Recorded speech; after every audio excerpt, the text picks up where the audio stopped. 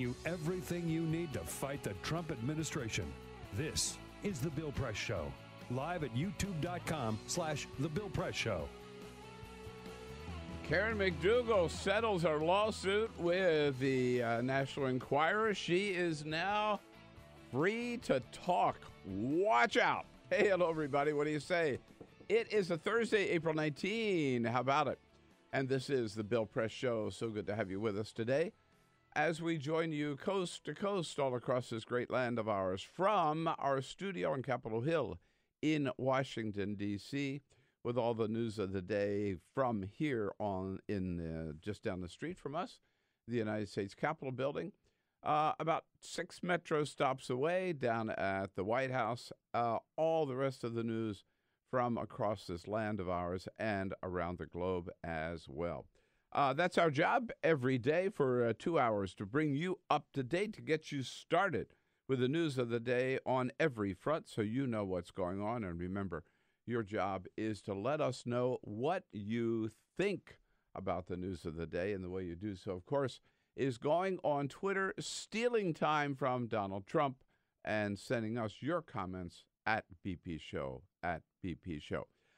Everything good here on this front. I hope it is on your front as well. We got a great lineup of guests today. Cate Martel, who runs the daily noon update for The Hill newspaper, will be joining us in studio. Emma Roller from Splinter News, here as a friend of Bill, and to get the latest on North Korea and Syria, and what are the chances that these talks with North Korea will actually take place. What role is George Pompeo playing? Joe Cirincione, our own foreign policy guru from the Ploughshares Fund, will be joining us as well. Lots and lots to talk about again.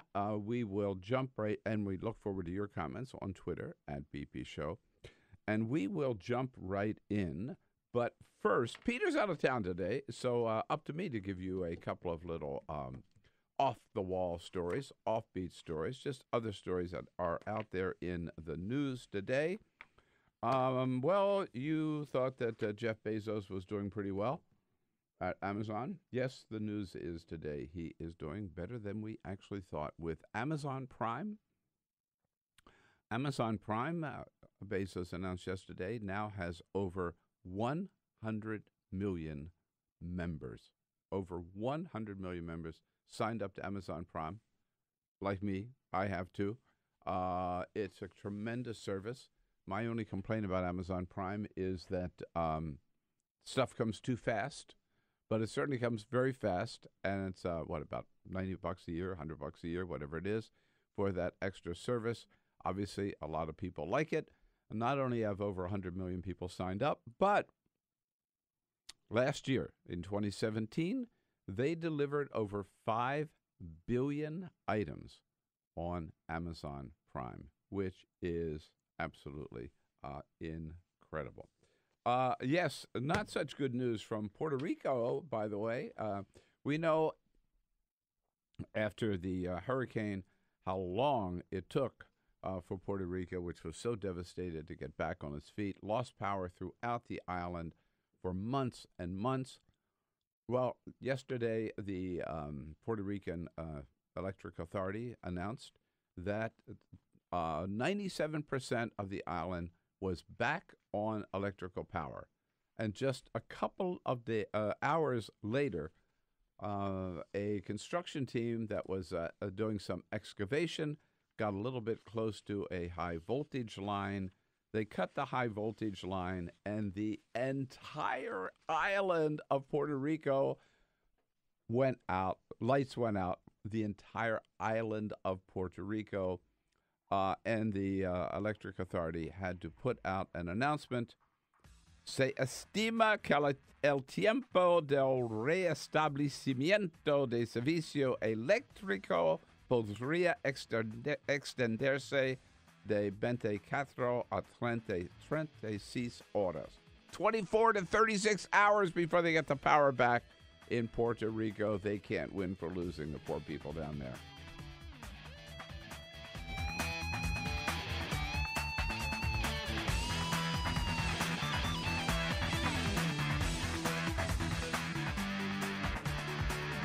live video, Bill's commentary, the best clips from the show, all in one place. YouTube.com/The Bill Press Show.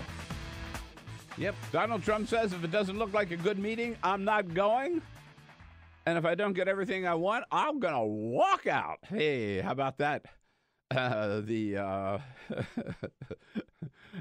This is the big dealer in chief.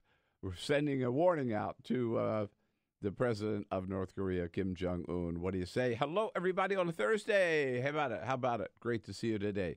It is Thursday, April 19. This is the Bill Press Show. We are here in Washington, D.C., and our studio on Capitol Hill. And we're here with you all across this great land of ours. Doesn't matter where you happen to be, all 50 states and around the globe, whether you're on the way to work, at home, at the office, wherever, out for a walk, we're there with you on every platform we can. We're here with you online on YouTube, youtube.com/The Bill Press Show. Here with you on television, on Free Speech TV, and how about it, on the radio, joining you on the great WCPT out in Chicago and the greater Chicago area. Hello, wherever you happen to join us. Thanks for being with us. We always tell you, you are the most important part of the show. You are the most important guest. So thank you for joining us, and please let us hear your comments about the news of the day on Twitter at BP Show. And remember also our podcast. Podcast is growing leaps and bounds. Every day more and more people sign up for our podcast, which you can join by going to anytime during the day. You're the whole 2 hours because you always easy to miss some part of the show in the morning. You can pick up the entire show or snippets of the show all throughout the day if you go to the podcast at BP Show, at BillPressShow.com or iTunes, iHeartRadio, wherever you pick up your podcast. We are there with you on every one of those platforms. A great lineup of guests today. Looking forward to being joined by Cate Martel from The Hill. She's the author of the 1230 report for The Hill every day. Does a great job. Joining us in studio, Emma Roller is chief correspondent for Splinter News. We'll be here as a friend of Bill for the last hour or second hour together today. And Joe Cirincione from the Ploughshares Fund, with so much to talk about with North Korea and and what's happening in Syria, because there's some real kind of confusion about Syria. Donald Trump says he wants to pull the troops out. Then we send the cruise missiles into Syria. Now he still says he wants to pull the troops out. Where are we going in there? We'll try to find out. Again, Peter Ogburn off for the day today. We have an entire female engineering crew, Ray and Bryn, who are running the show today. So this is a new first. Hello. Very exciting. Yes, Hello, Ray. new frontiers. I feel as confident as the passengers did on that Southwest airline flight. That pilot, she was amazing. Nerves of steel. Nerves of steel, brought that baby home, right? So we know full confidence in Ray and Bryn. Oh, goodness. To fly the plane today. Pilot, yes, pilot and co-pilot, yeah. Where do we start? We start with just another little update on Barbara Bush, former First Lady Barbara Bush, who passed away yesterday at the age of 92. Tributes pouring in from all around the globe, from people, celebrities and average folks who just loved this woman and thought she did provided such a great presence as the First Lady of the United States. As our friend Margaret Carlson said, the pearls were fake, but she was real, and absolutely, and she wore those pearls like all the time. They were, she said they were fake pearls, cost $150. You can still buy them. I forget the name of the designer, but that designer she bought them from has them up there as the Barbara Bush pearls. Wore them all the time. And it was announced, we were speculating yesterday that we were pretty sure Donald Trump would not be invited to the funeral. It's a private funeral. And in fact, he is not going. The First Lady, Melania Trump, is going, as well as President and Mrs. Obama and President and Mrs. Clinton will be there to pay tribute to former First Lady Barbara Bush. Two of her sons, Jeb and George W., spoke yesterday about their mother. I think we have Jeb Bush at an event scheduled beforehand to speak to an event, and did start out by remembering his mom. I'm so blessed to be her son. She taught us to serve others. She taught us to be civil. She taught us to love your family with your heart and soul. A great lady, again, dedicated to public service. The entire family, whether you agree or disagree with their policies, and I certainly disagreed with their policies, but it was a family dedicated to public service, going back to their grandfather Prescott Bush, to George H.W. Bush, to George W. Bush. You know, you had a president and another president and a governor and another governor and a U.S. senator and George H.W. Bush, ambassador to China, chair of the Republican National Committee, and George P. Bush, who's now the agricultural commissioner of the state of Texas. She instilled that love of public service in her sons, and kept that great wry sense of humor. We mentioned yesterday how she was called the enforcer in the family. President Bush, George W. Bush, told a funny story yesterday about his last visit with his mother. They were kidding back and forth, and the doctor walked in, and Barbara Bush said to the doctor, pointing to W, "Do you know why he is the way he is?" And said the doctor was kind of stunned and said, "No." And she says, "It's because I smoked and drank when I was pregnant with him." Which I thought was really funny. Yeah, I'll put it in context. So she was Barbara Bush right to the very end. And of course, when it was announced last week that when it was revealed last week by our doctors that she had little time left, she said, "No more medical care. Let's just have comfort care through hospice." And it was just a few days, but she made that brave, very, very brave decision. Yes, news from down at Mar-a-Lago yesterday with Donald Trump's giving a news conference. Well, it was one of those joint news appearances, this with the Prime Minister of Japan, Shinzo Abe, where the president had some interesting things to say about North Korea and the upcoming summit in North Korea. First of all, he said, this sort of stunned everybody. Yes, he was looking forward to it. Yes, he still thought this was a good idea. Yes, plans were still underway. But, he said, if it doesn't look like very promising, I may not even go. If I think that it's a meeting that is not going to be fruitful, we're not going to go.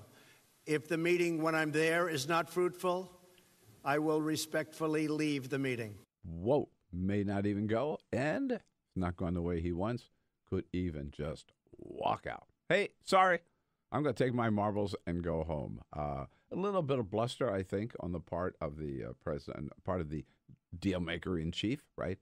Sort of sending a message to Kim Jong-un, you better be serious. You better really come with something to offer and want to make a deal, or else we're not even going to have this meeting. I think the meeting will take place. The big obstacle, as we discussed yesterday, is where the meeting will take place. We do know now that it will not be in the United States. Apparently the hang-up is, and we had mentioned this even last week, that North Korea doesn't have commercial airliners that can go very far and be trustworthy, or without having to stop many times to refuel. So Kim Jong-un apparently wants it close to North Korea. It won't be in North Korea. Wants it close enough, I guess, that he can get there on one little bounce. And that seems to be where could they hold this? In China, in Japan, in South Korea. Again, we're told by the White House, not the United States. So that is the little hang-up.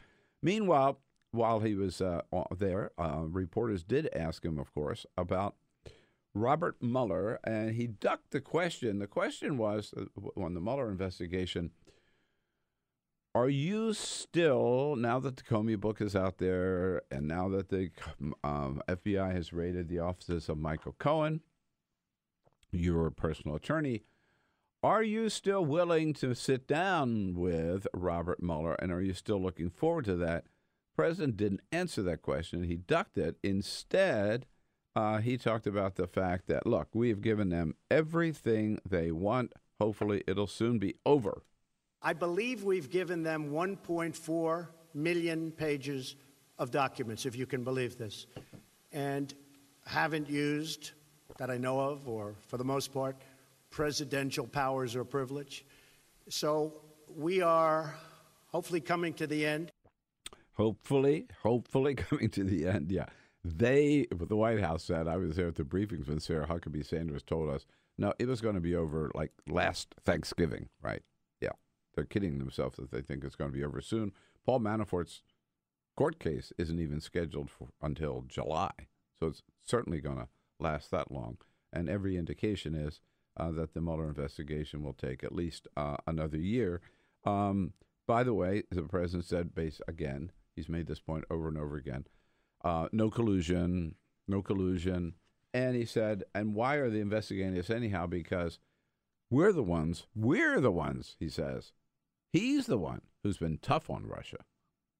Nobody better, nobody tougher on Russia, right? No? Okay. And there we go. There's been nobody tougher on Russia than President Donald Trump. Yep. Me again. Nobody tougher on Russia. And finally, he was asked about firing Robert Mueller. Indications are, again, after the Michael Cohen raid, that he was more likely now to fire Robert Mueller or to fire Rod Rosenstein. Donald Trump says, hey, you've been talking about that. You've been talking about that for a long time, but they've been saying, I'm going to get rid of them for the last 3 months, 4 months, 5 months, and they're still here. So we want to get the investigation over with, done with, put it behind us. Put it behind us, get it over with, get it behind us, but they are still here. That the question is still, you know that Donald Trump would like to fire Robert Mueller, and there are some people around him, we've talked about this, hotheads like Lou Dobbs and Sean Hannity, who have his ear, as well as some in the White House who have advised him, you've got to fire Robert Mueller, you got to get this guy out of there. And there are also some voices who say, look, no, as some Republican senators have said, this could provoke a constitutional crisis. And so for the time being, at least, for which we can be grateful, Donald Trump seems to be listening to the saner voices around him. And he says, if I had wanted to fire him, I could have a long time ago. They're still there. That's all you need to know. On another front, there's so much news today. Nikki Haley is still making news. Nikki Haley is she's everybody's new hero because she's unique among the White House cabinet. I mean, we have seen Donald Trump lash out at the former Veterans Secretary. We've seen him lash out at former HHS Secretary, both of whom lost their jobs. He has lashed out constantly, mercilessly at Jeff Sessions, Attorney General, saying he wishes he had never appointed him and wishes he had somebody else in there. And all these other people, when they get, blasted by Donald Trump, they sort of just shrink away, Not Nikki Haley. Nikki Haley stood up to this White House. So it started was, remember, when Nikki Haley on the Sunday shows telling the American people, telling us what she had been told by the White House people, that this whole plan was in set and the Treasury Secretary or the President himself was going to make a big announcement on Monday that we were not just going to send the cruise missiles into Syria. We were going and punish Syria. We were also going to punish Russia for being the enabler of the chemical weapons attack in Syria. Nikki Haley on the Sunday shows. Yeah, she did say that. And then eventually the White House came out and said, but you're confused. Yeah, right. You're confused. Do we have the sound for the Nikki? So we don't have Nikki saying it, but then we have, once Kudlow walked it back, he was saying, she's great. Here's Kudlow saying that. She got ahead of the curve. She's done a great job. She's a very effective ambassador. There might have been some momentary confusion about that. But if you talk to Steve Mnuchin at Treasury and so forth, he will tell you the same thing. They're in charge of this. Yeah, right. That's the White House. The White House, through Larry Kudlow, saying she was momentarily confused, and she's done a great job, but she was momentarily confused. She got ahead of herself, basically saying she's in over her head. This is Larry Kudlow, who has no business talking about this foreign policy deal at all. I mean, he's the economic counselor, so he stepped into it himself. He's the one who got over his head. At any rate, it was Nikki Kudlow then who turned around and didn't give an interview, but Dana Perino from Fox News, former press secretary for George W. Bush, called Nikki Haley and said, "What do you think about what Larry Kudlow said, that you were just confused?" And Nikki Haley famously told Dana Perino, and Dana Perino reported this on Fox, "With all due respect, I don't get confused." So those 8 words are going to live on. They'll put that on her tombstone. With all due respect, I don't get confused. Telling those men in the White House, basically, look, I know what I'm doing. I know what was decided. I know that when I went on the Sunday shows, that's what the plan was. If the president changed his mind, he's the one who's confused. He's the one who changed his mind. He's the one who put out the rug from under something we had all agreed to. So don't blame me. Blame Trump. And gee, Bill, who are you going to believe? Nikki Haley or Donald Trump? Well, I always believe the president, because the president of the United States never tells a lie. Oh, yes, that's true. We must respect the office. Remember that, right? Mm-hmm. Yeah, exactly right. So good for Nikki Haley. Everybody's setting up and saying, there's the real stand-up guy in the in the Trump White House. And, of course, as our friend Victoria Jones told us yesterday, the little backstory there is that Trump likes Nikki Haley, but he's also very jealous of Nikki Haley because she gets great PR. She does a great job on television, and people like her, and they don't like him, and he's afraid that she might take that too far and might even team up with Mike Pence and run against him in 2020. Boy, this guy is so paranoid. It's amazing. It is amazing. Like, the fact that his mind space is spent coming up with conspiracy theories instead of just handling the news of the day really is indicative of what kind of leader, if you want to call him that he truly is. Yeah, indeed. We'll talk a little bit later with Joe Cirincione about this, but also on the foreign policy front. We have a new president of Cuba as of yesterday, Miguel Diaz-Canel, who is in our lifetime, there's always been a Castro head of Cuba. I mean, I can't remember when there was not a Castro head of Cuba. It was Fidel, and it was Raul. Raul is not going away. Fidel is dead now, but Raul will still be the head of the Communist Party, which is, let's face it, the greatest power in Cuba.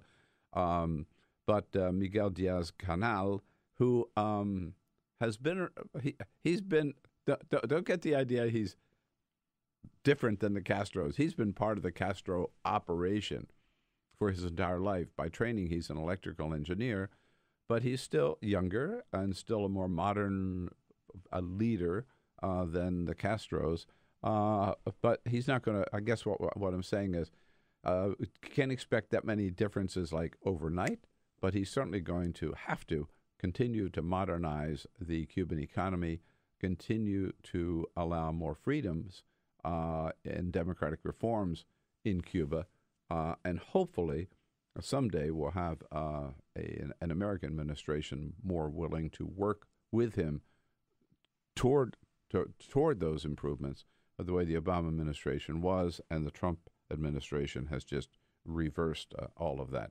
But it is a significant move in our hemisphere that is worth noting. Something else worth noting yesterday is, can you believe this? The Senate did something unanimously. How often does that happen?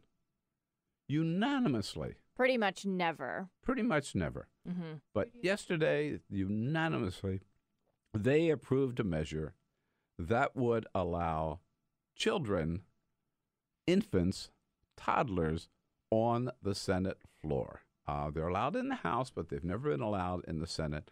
Now, why would they take that move? Because, again, Senator Tammy Duckworth from Illinois became the first senator ever to give birth while a member of the U.S. Senate. So now she's going to have this little baby. What's she going to do? The Senate voted unanimously to allow her to bring her baby onto the floor. Now, they didn't exactly go overboard. The resolution definitely states that infants are allowed up to the age of 1. So, and after that, get out. After that, get out. So for the first year, Tammy Duckworth will be allowed to bring her baby on to the Senate floor. It was her senior senator, fellow senator from Illinois, Dick Durbin, who announced the change. We changed the standing rules of the United States Senate so that Senator Duckworth and any other senator who's a parent of an infant could bring their child to the floor of the Senate during a vote. Yes, but again, only for the first year, only up until the baby is a year old. But Senator Durbin did say to the baby, welcome. We officially say to Miley Pearl Bowsley, welcome to the world and welcome to the United States Senate. The House at least lets kids up to 12. Yeah, right. Up to 12. They have some pretty rowdy kids sometimes on the floor of the Senate, not in the very staid United States Senate. But what's interesting is Amy Klobuchar, who was one of the co-sponsors of this, and again, no senator dared vote against it, right? Oh, no, the optics would be terrible. The optics would have been terrible.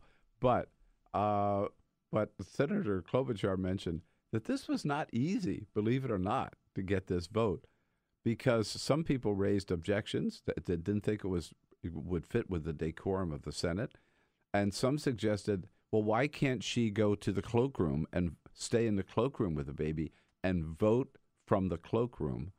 Well, first of all, the cloakroom is not the floor, and secondly, the cloakroom is not wheelchair accessible, and she is in a wheelchair, having given both of her legs in Iraq in that helicopter accident when she was in the military. And others suggested, well, can't they just have a staffer hold the baby and take care of the baby while she goes in to vote? Well, that's a problem with that, too, because you can't have staffers, the rules of the Senate, the staffers cannot do personal things like take care of your laundry and clean your house or that kind of stuff. They're not your just assistant, your personal assistant to do do all of your housework and things like that. Right, yeah. So that didn't work at all. And then people were concerned that she might be breastfeeding on the floor of the Senate. Say it ain't so. Senator Duckworth said she did not plan to breastfeed the baby. So at any rate, they came up with this resolution. It was nice that they were able to get something done and get it done unanimously. And I look forward to seeing Miley on the floor. Me too. I think that she'll bring a lightness to the floor that is lacking. Yeah. She'll go down in history, right? She will. Yeah. The first. The very first baby of the first woman senator, sitting senator, who gave birth to a child while in office. It's great. Well, which reminds me, why haven't we seen Valentine here on the in the studio for the Bill Press Show? I don't know. Coming up soon because it's almost Bring Your Kid to Work Day. Oh, that's right. That is coming up soon, huh? Yeah. I think maybe later this month. Well, Gray and Magnus always make an appearance. So she'll be here too. Sure. To keep those kids in line, huh? Yeah. So she will be 1 in the summer. In this summer. Mm-hmm. Is she allowed on the floor past that? Here of the BP we'll allow studio? her in the studio up to the age of 1. Then after that, we can't be more liberal than the cut Senate. Yeah. off. And finally, before we take a break, yes, the big news yesterday on the legal front is that Karen McDougal, remember, she was suing AMI, American Media Institute, I guess, whatever, the owners of the National Enquirer, to get out from under that little agreement that they had reached where she was paid $150,000 not to talk. What do they call that? Catch and whatever, where they pay somebody. They'll take your story, take your interview, write the story, but then pay you not to run the story. She got out from under that. Karen McDougal, the former Playboy model, who alleges, I think with a lot of evidence and a lot of confidence, that she had a 10-month affair with Donald Trump. shortly after Melania had given birth to Barron. She had a 10-month affair with Donald Trump from 2006 into 2007. Now she reached an agreement yesterday. AMI gets up to $75,000 of any profits that she makes from telling her story. Boy, she'll get a hell of a lot more than that for any book deal. She is now free to talk, and she will be doing so. She may be following James Comey around on the book tour or whatever. But that's bad news for Donald Trump when Karen McDougal is free to sing. And now also I think that gives a little more heft, if you will, to Stormy Daniels' request to get out from under her deal as well. If Karen McDougal can now talk, why can't Stormy Daniels talk? Cate Martel is on top of all the news of the day every day with her 12:30 report for The Hill newspaper. Check it out with Cate Martel coming up next here on the Bill Press Show. A short break, and we'll be right back.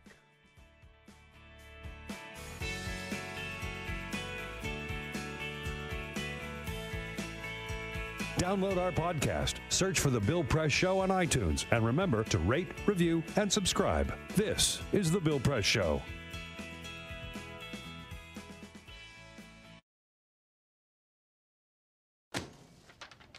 Hey, Hard, what's this? That's my resignation letter. You're resigning.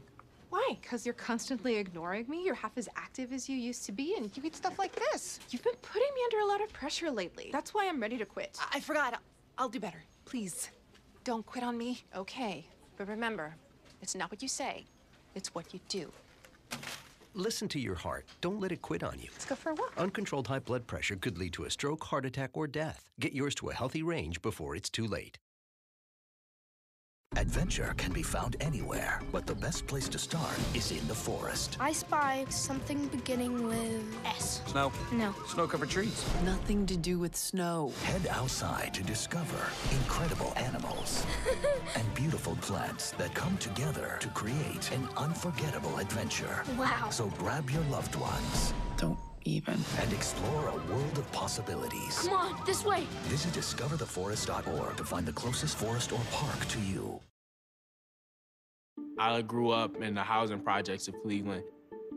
I didn't even know that life could be any better than it was. Education for me has been a way to get away from the agony of what was normal life. I want to be able to impact the community, not just look back on where I came from, but to reach back to where I came from and pull some people up with me. My name is David, and I am your dividend.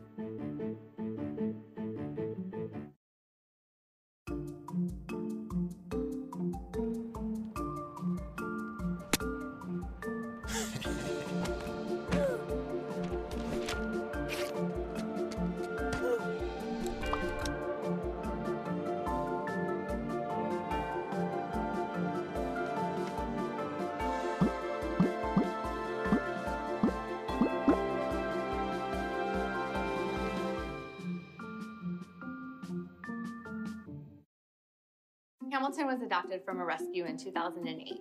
He really likes to be around people. And as soon as I start to make my breakfast, Hamilton is right there. I get out my mat and I'm doing a downward dog and he's underneath. He's quite the pug about town. He gets invited to a lot of parties. He knows he's a pretty big deal. I mean, look at this little face. How could you not love him?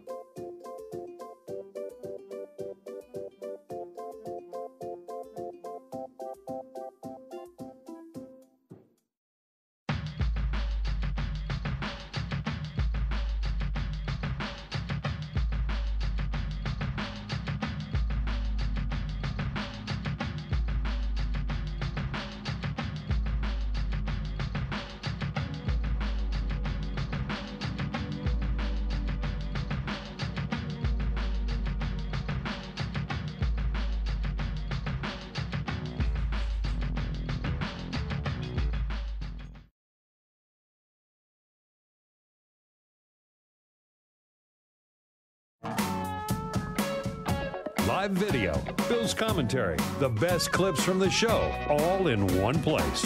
YouTube.com/The Bill Press Show. Hey, happy Thursday, April 19. How about it? It is the Bill Press Show, live from our nation's capital, and joining you all across this great land of ours with the news of the day. Lots going on, as always. There's never a dull news day when Donald Trump is in the White House. That's one thing for sure. And if you want to keep up with the latest, do what I do every day, 12:30. Sign up for the Hill's 12:30 report. The Hill, the great newspaper that covers Capitol Hill. And Cate Martel is the editor, author, whatever, major domo of the 12:30 report, joining us in studio. Hi, Cate. Great to see you. Good morning, Bill. Thank you for coming in today. And people should really check The Hill today, right? The newspaper, thehill.com, because there's a little... I found like Donald Trump, me. But there's a profile by Ben Camisar, one of your great reporters who was in studio with us last week. And he and I sat down the other day for a little interview about my new book, From the Left, A Life in the Crossfire. And Ben's profile is up today in The Hill. Great piece. It's really worth checking out. It's right on our homepage right now. Is it on the homepage? Yep. Okay. Go online to thehill.com and check out Ben's take on both me and the book. And I remind you always, too, From the Left, A Life in the Crossfire, with the endorsement of Bernie Sanders, Nancy Pelosi, Jerry Brown, Rosa DeLauro, Maxine Waters, Anderson Cooper, Cenk Uygur from the Young Turks, as well as friends on the right, Joe Scarborough, Tucker Carlson, and even Ann Coulter. But Ben, we had a good time, so I'm glad that piece is up. It's very good. It's very well done. That's a great reporter, too. Yeah, thank you. Yeah. He's a good writer. Check this out on our website at billpressshow.com. And, of course, it's also available anywhere, your local bookstore, your local independent bookstore, or other places books are sold. So, Cate, I mean, Donald Trump must not be happy to wake up this morning and find out that Karen McDougal is free to sing, huh? As I was just mentioning. Yes. So the American tabloid company reached a settlement agreement with Karen McDougal, and it frees her. So now she is allowed to talk about her alleged affair with President Donald Trump. When he was, obviously, back in 2006, 2007, when he was just developer Donald Trump. Now, one little caveat is this does technically protect the president from any legal hurdles he would face with Karen McDougal over these settlements. But then there's Stormy Daniels in the back, which obviously that is still a very much ongoing battle that you could definitely play out legally in the upcoming months and years. So that's still his...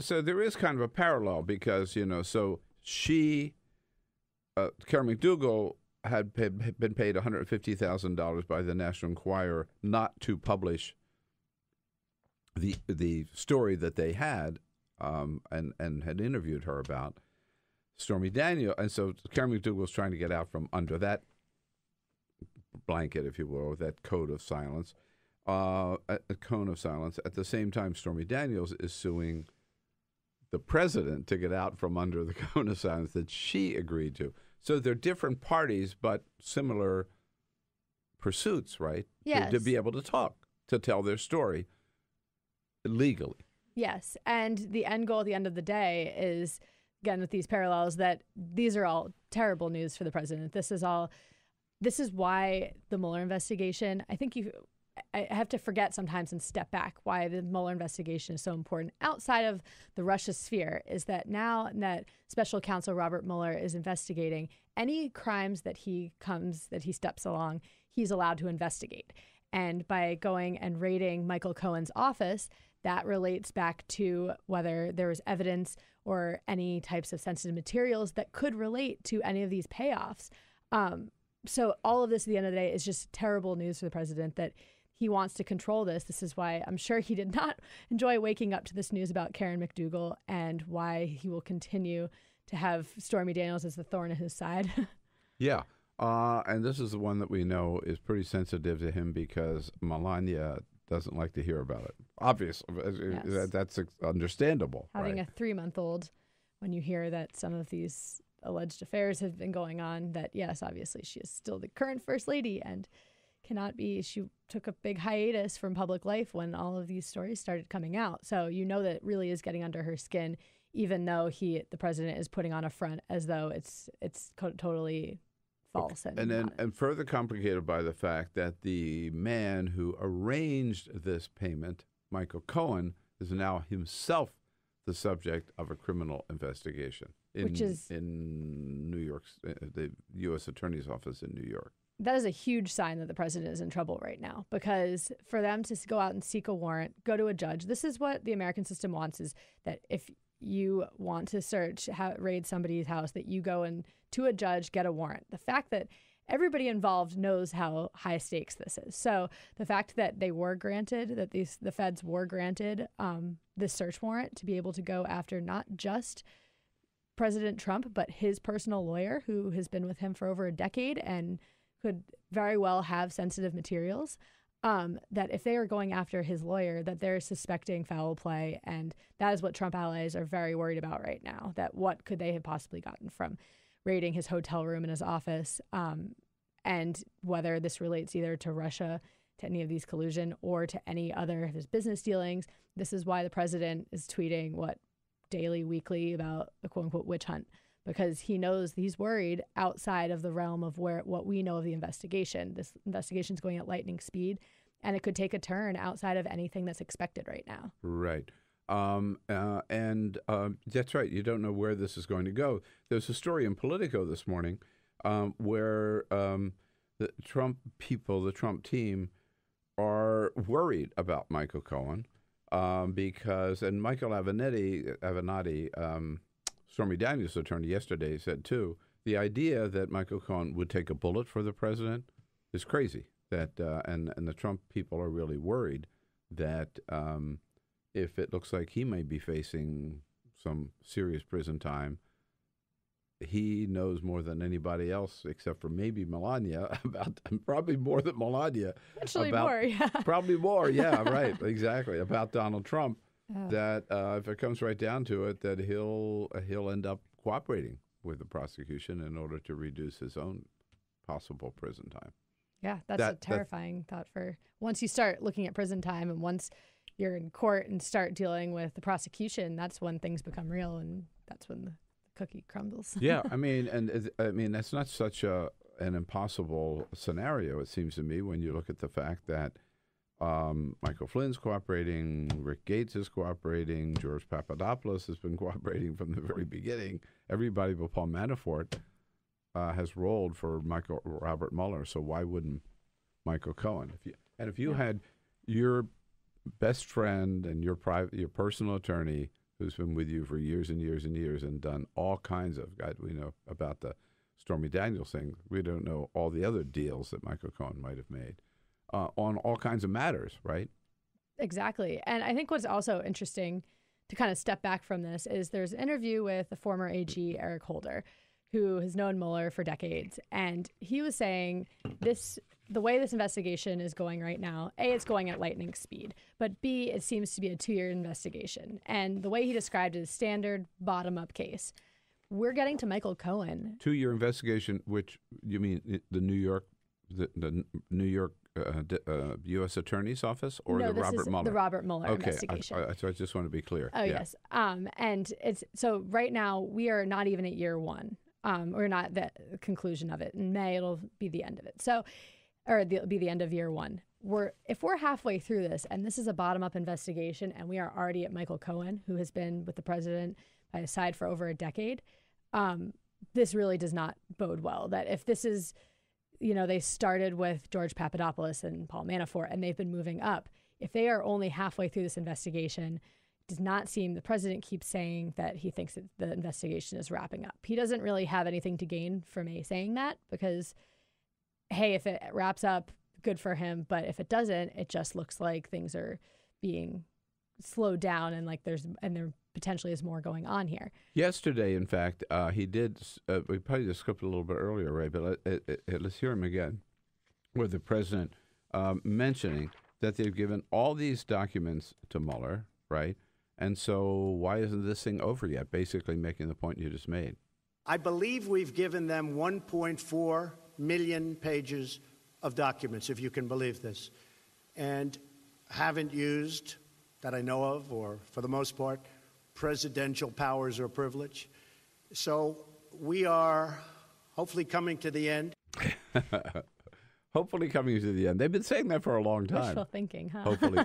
Hopefully coming to the end. Yes. And, you know, by what I was just saying is that what does he have to gain from predicting that it's almost over? Not much. If he's pleasantly surprised, let that speak for itself. But at this point, it's not necessarily a good look to, without having necessarily inside information, predicting that it's going to be over when things could still definitely come from this investigation. Okay, so he thinks also that one way to make sure that it gets over fast would be to fire Robert Mueller. You know he wants to do that. Oh, yeah. Right? I mean, yeah. But will he and can he?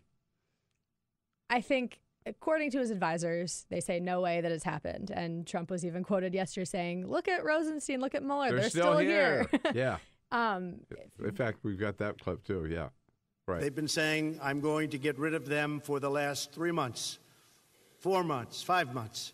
And they're still here. Here they are. So we want to get the investigation over with, done with, put it behind us. Again, Yeah. over with, right. So they're still here, but he's still... he's itching to fire Mueller. And you can tell by his tweets, you can tell by the New York Times reporting that multiple times he's tried to fire a special counsel, and the White House legal counsel has basically shut it down and hasn't let it happen. Can he fire, to your second question, can he fire Robert Mueller? It's definitely possible, and that is why we're seeing this issue in Congress right now that Senators Tom Tillis and Lindsey Graham have kind of teamed up and joined forces to introduce a bill that will protect the special counsel, and that basically says that Tom Tillis and Lindsey Graham and Chris Coons, Democrat. I think Cory Booker's the other one, Democrat, right? Two Republicans. Yep. And Chuck Grassley has big support lately. So, Republican chair of the committee.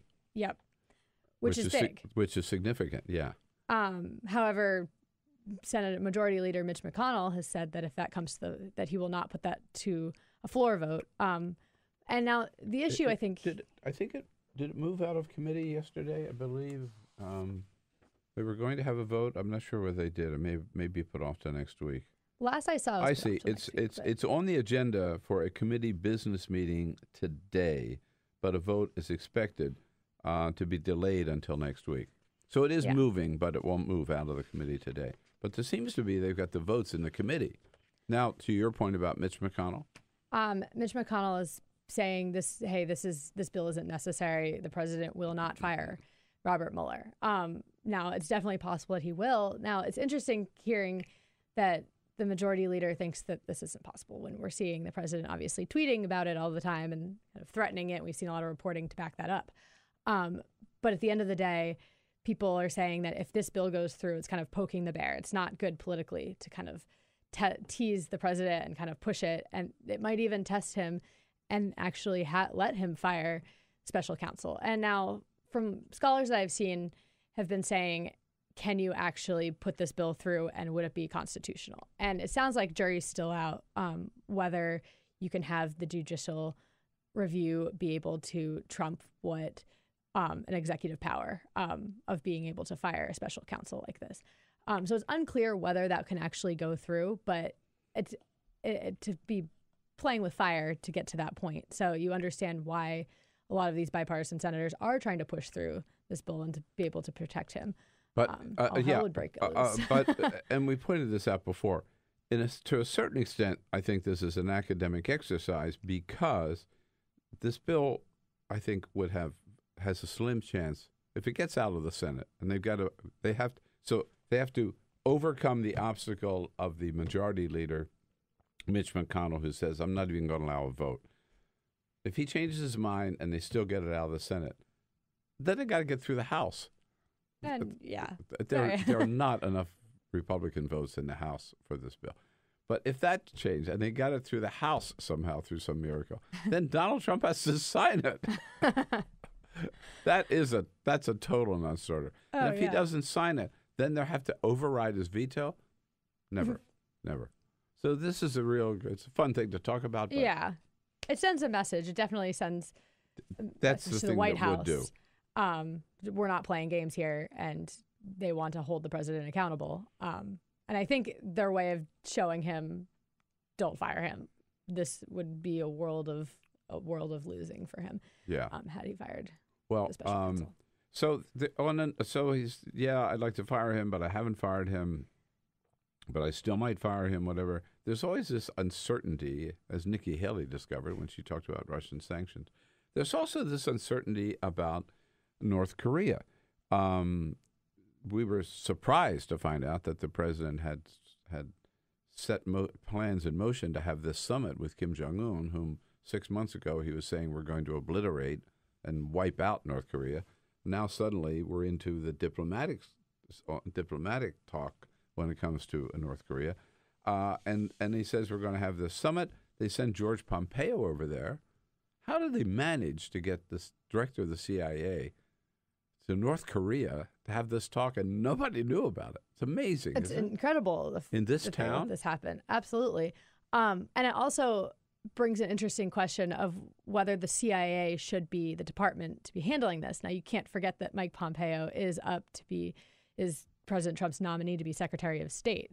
It does show how much confidence the president puts in Mike Pompeo, and why that he was nominated in the first place. But it is interesting the fact that that's not usually a CIA duty to go and be the advance man for this diplomatic meeting. Let me tell you, we know why they did this. They did this because they knew that he'd already been nominated, or he was going to be, for the next Secretary of State.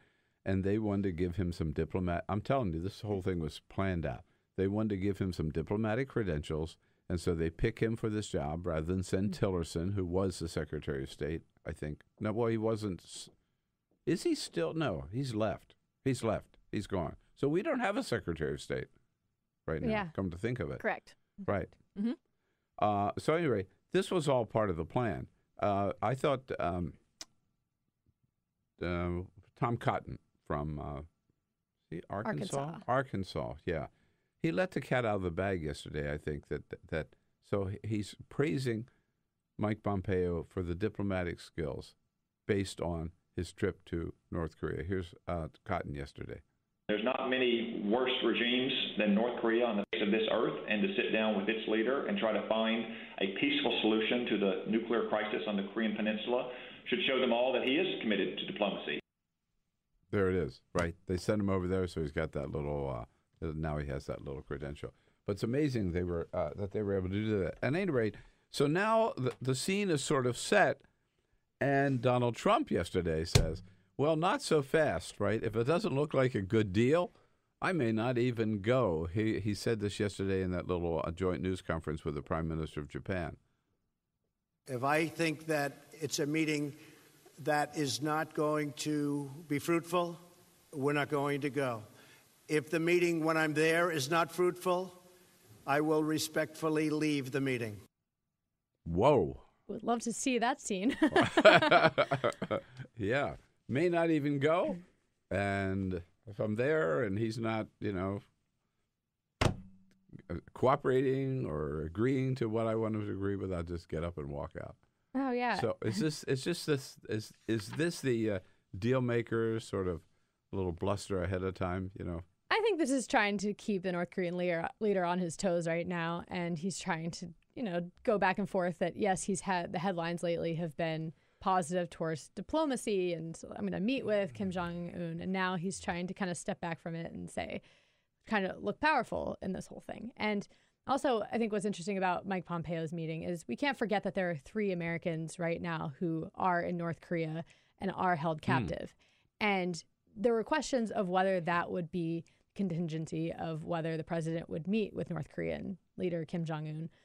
So far, after Pompeo's meeting, that does not seem to have been one of the prerequisites for them to meet. So I'm sure that's going to come up during this meeting, and that could definitely be something that the president could say is a win for him through this meeting if this actually ends up happening without fully going into whether they're going to be denuclearized or not. Have we had a date set yet? Do we know when? No date. They're still discussing now where this meeting will happen. And I was going to ask next where. There are a few locations that have been thrown out. The DMZ, the demilitarized zone between North and South Korea, has been thrown out. Sounds like that idea might have been eliminated. That's where Kim Jong-un is meeting with the president of South Korea next week. Yes, and I think sounds like they're doing. So you have to keep in mind that the North Korean planes that would be transporting him are fairly rickety, and they don't want to bring him too far outside of North Korea. He does not travel outside North Korea except going to China. By train. Yes. So they're looking in Asia. I know Bangkok and Singapore have been two places that have been thrown out. Mongolia. Then there's a few European areas that they're throwing out. There's Switzerland and Sweden. And you can't forget, too, that Stockholm was where they negotiated getting Otto Warmbier, the student who was held captive and later died after being imprisoned in North Korea. So they're throwing out a few. I think sounds like the Trump administration would prefer Europe. It sounds like a safer bet, but to get North Korean leader to Europe is a little bit more of a challenge. So they'd probably rather keep it in Asia. We could loan him a plane, right? I mean, if he doesn't have a plane of his own. Yeah. Right? Absolutely. But he probably would not want sure. that. I don't think it yeah. So it sounds like it'll be in Asia, in somewhere in Asia. Yep. And there's been some talk of, people were saying whether Russia or China, but you can't imagine that. Not in the United States. Not in the United States. And I know they were looking for Pyongyang, North Korea. That's what the North Koreans were hoping for. And they're not a chance of it being in the actual city of Pyongyang. Right. We mentioned this at the very top of the show. We know more now about the funeral arrangements for former First Lady Barbara Bush. Friday night, there'll be a viewing. Her body will be moved there where the people can file by and pay their respects. And then Saturday is the funeral, a private funeral for family only and invited guests. Which will amount to about 1,500 people. That's so far how many people have been invited. Whoa. But the invited guests do not include the President of the United States. They do not. I think if he decides he wants to go, from what I've heard, the Bushes would warmly invite him, would allow him to come. First Lady Melania Trump will be there to pay her respects. Warmly, I would say they'll allow him to come. I don't think warmly is the word. I would only say warmly. Not all of them said none of them said they voted for him. I think out of respect for the office, they would say, well, what can we do, right?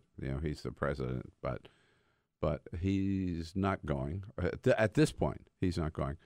First Lady Melania Trump is. Yes, and you can't forget that Barbara Bush had a lot of sharp words for the president. So did she ever? Yeah, particularly because he was attacking her son nonstop, right? Yes. But the Clintons both are invited. The Obamas both are invited, and then Mrs. Trump. Which is not unusual. I think it's normal for former presidents to go, and for first ladies, it's very standard for them to go to funerals like this. I still wouldn't be surprised if President Trump has a change of heart and decides to go. But at this point, it sounds like we're getting closer that it likely won't happen. But right. Okay. So people can find the 1230 report how? If you go to thehill.com, you can sign up, and it comes to your inbox every day at 12:30, and it's everything going on in politics, but I put a kind of a humor. Oh, no, it's great. It really is great. It's very lively every single day with lots of fun stuff in it. So thehill.com, sign up for the 1230 report. Thank you, Cate Martel. Thank you. This is the Bill Press Show.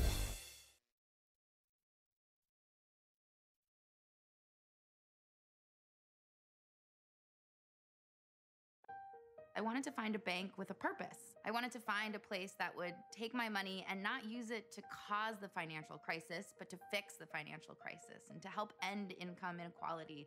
The people that we employ are usually clients right off the streets. They don't have an account, but Amalgamated is willing to get that started for them. Their reputation of supporting the working man, I think, speaks for itself. This is a bank that cares for their customers, and I appreciate that. We were able to access a construction loan through the bank's programs, and that loan has helped us house 28 families in the community. Amalgamated is a bank that was started for and about working people. Many of our customers have a deep commitment to advocating for social and economic justice. We share that commitment, and we're not afraid to stand up and say that we need to change some of the way that the country does business.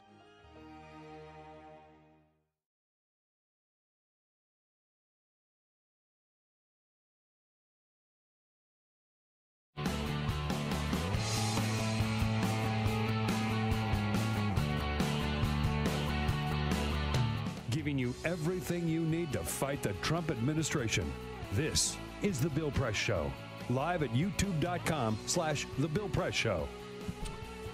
Karen McDougal wins a big battle yesterday in the courts. She is now free to tell her story about her affair with Donald Trump back in 2006. If Karen McDougal is free today, will Stormy Daniels be free to talk tomorrow? The plot thickens. Hello, everybody. What do you say on a Thursday, April 19? Here we are, The Bill Press Show. So good to see you today. Thank you for joining us as we take off for this last hour together here with the news of the day. There's a lot going on, lots to talk about. We'll bring you up to date on what's going on. You tell us what you think about it all by going on Twitter.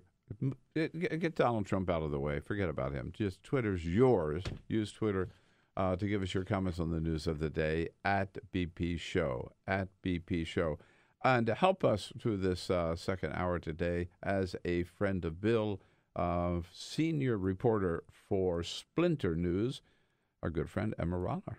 Hi, Bill. How's it Emma, going? how's it going? Everything good? Good. You know, it's kind of rainy outside in D.C. Is it? today, but yeah. It wasn't raining when I came over earlier. Yeah, but that was probably like very early in the morning. Of course. When I rolled out of bed, it was just sprinkling out there. But, yeah. But it's lots going on, lots to talk about. It's good to have you here today. And we will, Emma here for the entire hour. Then Joe Cirincione from the Ploughshares Fund, our foreign policy guru, will be along to talk us through North Korea and Syria. But we will we'll get through some of the other news with Emma Roller and with all of you. But first, Emma, you know, we always have this full court press. Peter's not here today, so my turn with a couple of just little off-the-wall stories here that you may not have caught up with yet. I find this, I can't believe it took them this long, but New York City announced yesterday, remember about a month ago there was that horrible crash with an helicopter crash in the East River, I believe. Right. Where, and that's the first time I heard that I see them all the time, these helicopters around here, but those sightseeing helicopters, they don't have doors, so that people can actually lean out. They're strapped in, but they lean out and take pictures and all that kind of stuff. Mm-hmm. It's insane. Yeah. And yesterday, New York announced they're banning doorless, if you will, helicopters. They have to have doors on them. I didn't even know that was a thing. Same here. I've never been in a helicopter, so. I've never been in a helicopter either, but I feel so much safer knowing that there's a door. I don't want to go in a helicopter without a door, Bill. I would never get into any sort of flying contraption without, some Leonardo da Vinci contraption without doors. No, yeah. I've been in many helicopters. They all had doors. What if a bird flew in and hit your nose? Remember that happened to that Fabio guy so many years ago when he was on the roller coaster? It broke his nose. Yes. It's scary.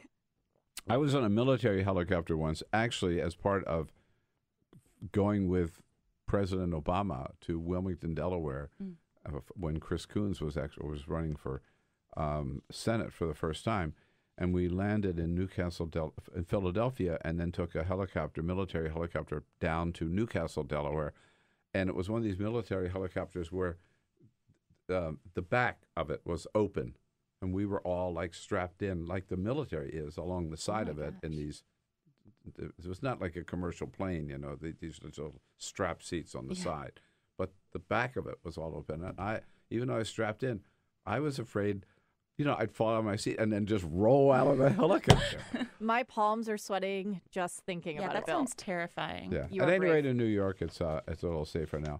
And the other thing, I did mention this a little bit earlier, but it's worth mentioning again, the poor people of Puerto Rico, they finally got their power back. The power company announced that they were only 3% of the island. 97% of the island, in other words, was up and the lights were on.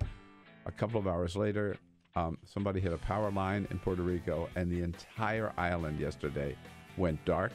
All power loss on the island. It's going to be 24 to 36 hours before they get it back. Poor people there can't win for losing.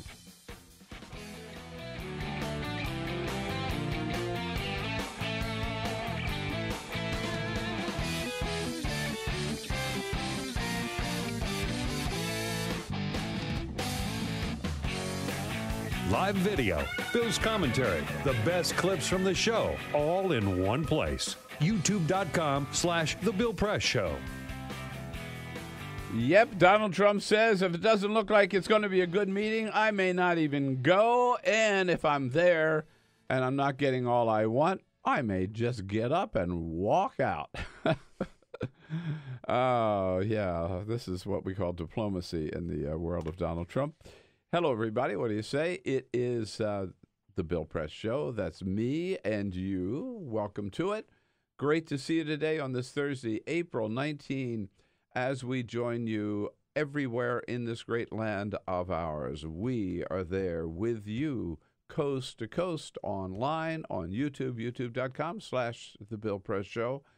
There with you on television, on Free Speech TV, and, of course, out in the greater Chicago area, we join you on the big progressive voice of Chicago, WCPT. Here in studio with us from Splinter News, senior reporter Emma Roller. Here is a friend of Bill for the entire hour. Emma, nice to see you again. Good to see you. Thank you for joining us. And we have a total female crew today. Hey. Look at this. There we Ray go. Rogers and Bryn here. So Peter's got the day off.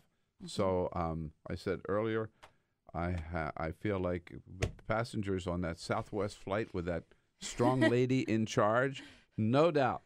Hopefully the engine doesn't. Hopefully the engine doesn't blow out, right? But even if it did, I've got total confidence that Ray Rogers would land us safely. Yeah. So Thank you, Bill. Okay.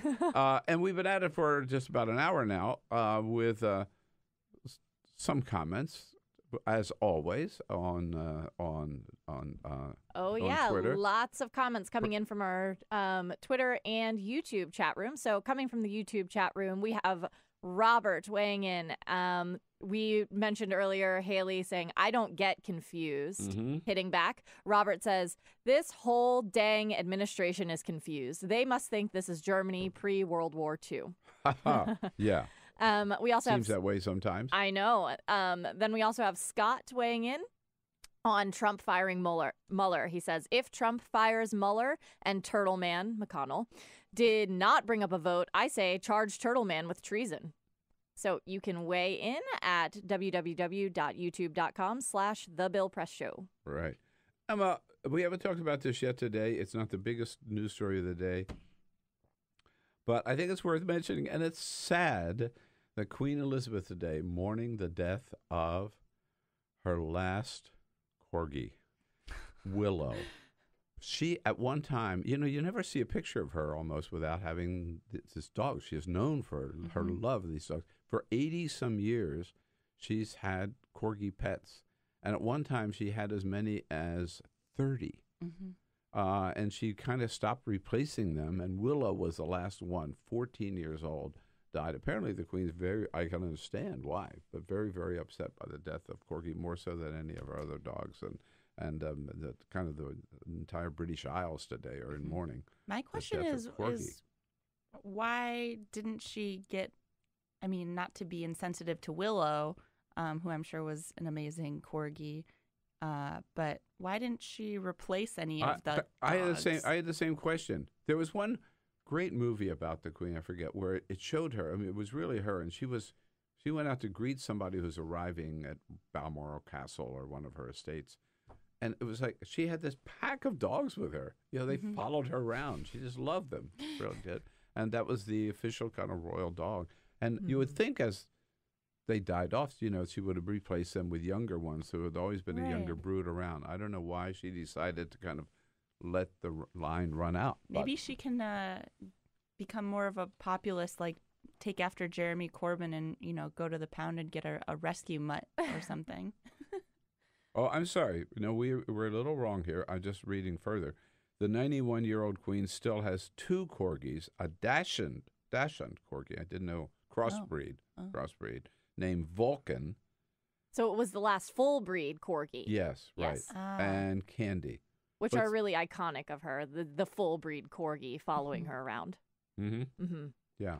So anyhow, goodbye to Willow, which raises another story that I saw today, which I find really bizarre, is that the House of Representatives yesterday amended the House Farm Bill to make it illegal in the United States to kill a cat or dog for consumption, to eat them. Now, my question was, how many people eat cats and dogs in this country? Yeah. What? Yeah.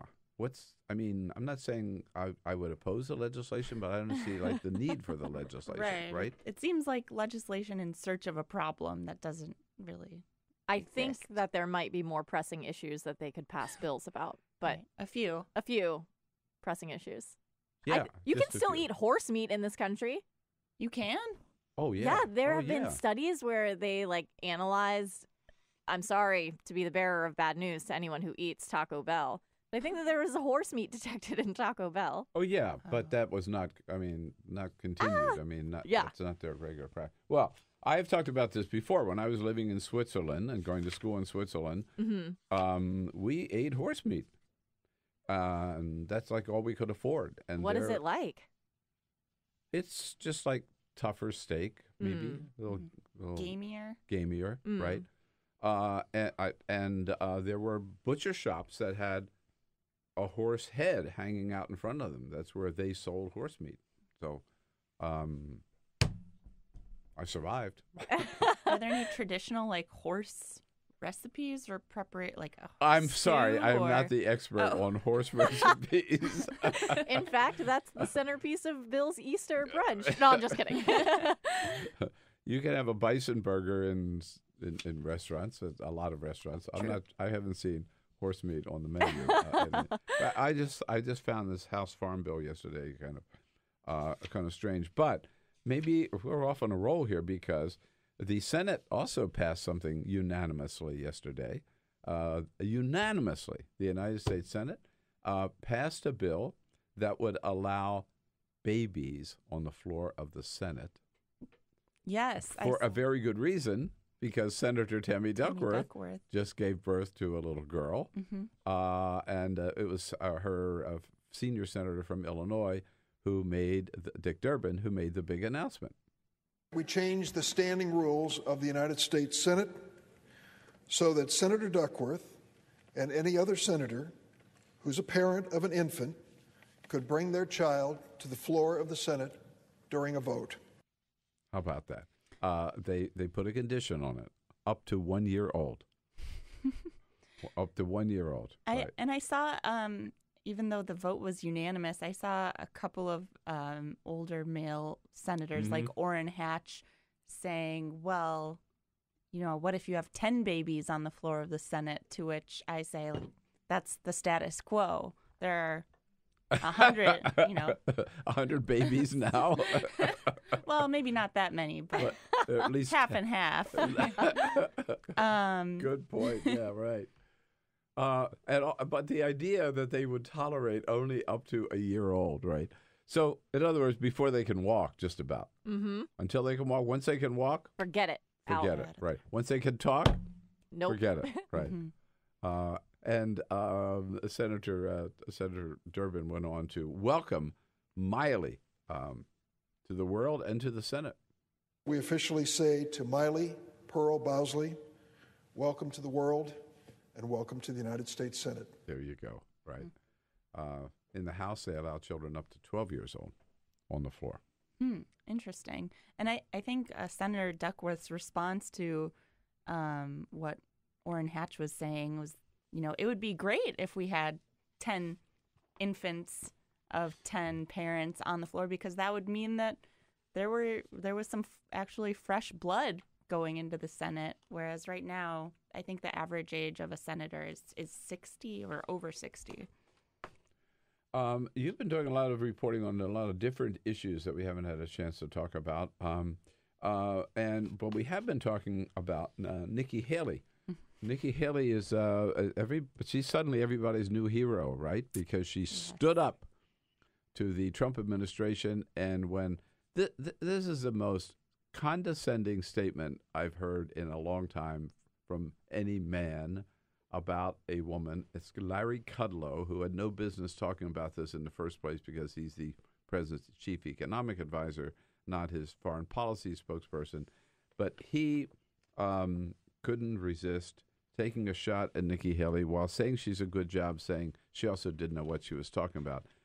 This is what prompted Nikki Haley's comment. But first, let's hear Larry Kudlow again. She got ahead of the curve. She's done a great job. She's a very effective ambassador. There might have been some momentary confusion about that.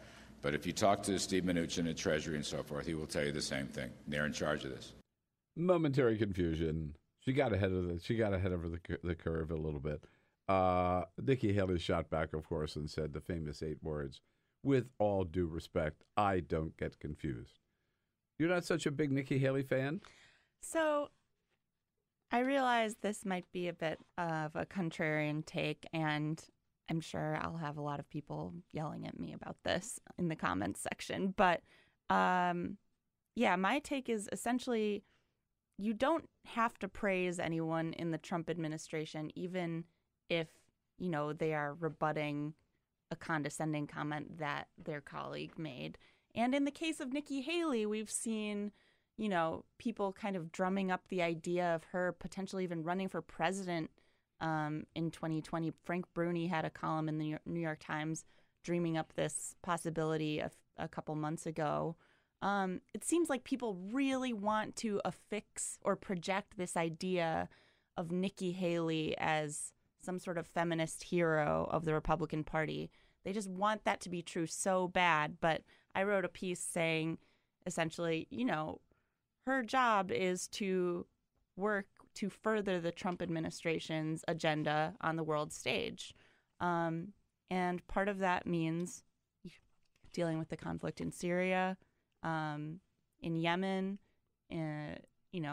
drumming up some fear-mongering against Iran, which she's been doing, and now with John Bolton in office, that's been furthered.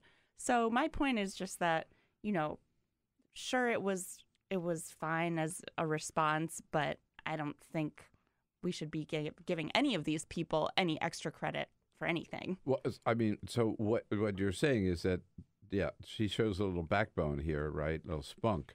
But at the same time, she's a loyal foot soldier of the Trump administration. Right. And at the same time, my argument is that feminism isn't just about this sort of like rah-rah girl power in an individual sense. You have to look at the whole picture. And if that whole picture involves, say, allowing Syrian women and children to continue to be bombed and only allowing 11 Syrian refugees into the country so far this year, which is true. The U.S. has only allowed 11 Syrian refugees in this year versus 2016. I think it was around 15,000 Syrian refugees. Then are you really such a champion to women? It reminds me of my take on James Comey, which we've talked about here, which is, yes, I love the fact that James Comey is out there calling Donald Trump out, morally unfit for the office of presidency of the United States. But at the same time, James Comey himself is no saint, right? Right. I mean, it was James Comey who was more than willing to go forward and dump on and reveal the Hillary Clinton, the investigation into Hillary Clinton's emails, and dump on her for being so reckless and careless, but never talked about the fact that they were also investigating Donald Trump at the same time for alleged collusion with the Russians, and that didn't come out until after the election. And again, you have to ask, sure, James Comey has stood up in his way to the Trump administration, but if you read his book, there are parts after getting fired, right? After getting fired, right? Yeah. That's the other thing, is that if he was so opposed to the Trump administration, he could have left at any point, but I said he felt he had to stay on for serving his country. But if you read his book, the parts that won't get the press attention, he outlines his ideology, which is, I would argue, very much in line with most center Republicans. He is a Republican. He has said now that he won't vote Republican anymore, or that the party has left him. But when you look at his views on criminal justice, in the book, he denies that mass incarceration is a real problem in this country, which is just, frankly, an absurd argument to make. But it is an argument that is completely in line with someone who is the former FBI director. Right. And in line, by the way, with Donald Trump and with Jeff Sessions. Exactly. Yes. Not in line, in this case, with the Koch brothers, of all people, who actually were supportive of criminal justice reform, partly because our prisons, mass incarceration, our prisons are so full of people who are there for nonviolent and drug it's insanely crimes. Expensive, which people like the Koch brothers should care about. Another case where Comey is quickly out of step. You've also been reporting on ICE. We know ICE doing these raids on undocumented workers here in this country, rounding them up for deportation. You point out that ICE has another target, journalists? Yes, so this is a really sad story out of Memphis. So remember, it was Martin Luther King's, the 50th anniversary of his assassination, which happened in Memphis. And around that time, earlier this month, there were some demonstrations going on in Memphis. And this man, Manuel Duran Ortega, was reporting on one of the protests for a Spanish-language newspaper in Memphis called Memphis Noticias. And he was arrested. His lawyers say he was unlawfully arrested by Memphis police for reporting on the protest. But obviously then they found out he wasn't part of the protest. He was just there reporting on it. They released him from jail. Soon after they released him from the city jail, ICE picks him up. And it turns out he has an outstanding deportation notice from 2007. Mr. Ortega says that, he never received the notice to appear in court. But so ICE picked him up and sent him to a detention facility. ICE runs all these huge, opaque detention facilities that house undocumented immigrants. They sent him to one in Louisiana, so hundreds of miles away from home. And his lawyers are now saying that he was targeted because he was writing stories that were critical of local law enforcement's collaboration with federal immigration authorities. So if you write about us, right, or if you're critical of us, we'll just send you back across the border. Right. ICE and Memphis police obviously dispute his lawyer's claims and say that it had nothing to do with that. But it is part of a disturbing trend we've seen of, immigration activists who are undocumented seemingly being targeted by ICE. And then the other thing is, if you follow that through line, if someone like Mr. Ortega gets deported back to his home country of El Salvador, the persecution of journalists in those countries is terrible. A female magazine journalist, as I write in my piece, just turned up dead on the side of a highway after going missing. And this is routine in really, gang-ridden Central American countries right now, like El Salvador. Right. And that's the source of so many people, this caravan particularly, right? Mm-hmm. They were fleeing, particularly El Salvador, Guatemala, and Honduras, I guess, are the three Central American countries where there's so much unrest and so much violence against anybody who would dissent with the central government there. You and I, in the past, we've talked a little bit about Sinclair Broadcasting. I want to ask you the latest on that. And as I mentioned, with my new book out in Chicago for a great event out there at the Frugal Muse bookstore, but as part of it, I did an interview with WGN, the great television station in Chicago, owned by the Tribune Company, which is called Chicago's very own because it's their their local TV, and everybody watches it. And it's now up on the chopping block for Sinclair Broadcasting. Mm-hmm. That's they already have 192 stations. They want to get 43 more, and the prize is WGN. The people there that I talked to are very nervous, very upset, not happy about the fact that they could become a Sinclair property. So this would be like a huge monopoly for Sinclair if they're able to buy this many stations. And of course, they're the ones who got a lot of unwelcome, perhaps, publicity a couple of weeks ago when their management put out a statement and required all of their anchors around the country on all of their stations to read the statement word for word, warning people about fake news. And then there was that viral video that actually our sister website, Deadspin, where are they the ones? Yeah, that was brilliant. Right, brilliant. That showed all of the anchors sort of robotically reciting the same script about media bias, ironically, of all things. It was a hostage video. Oh, totally. It was very disturbing to watch that video, actually. No, it was.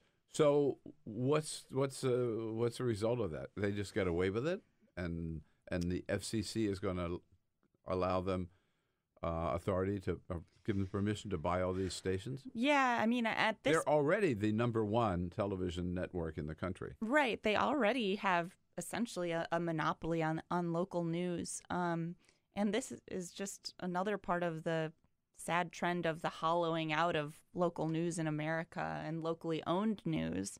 I don't see an FCC under the Trump administration ever going after Sinclair.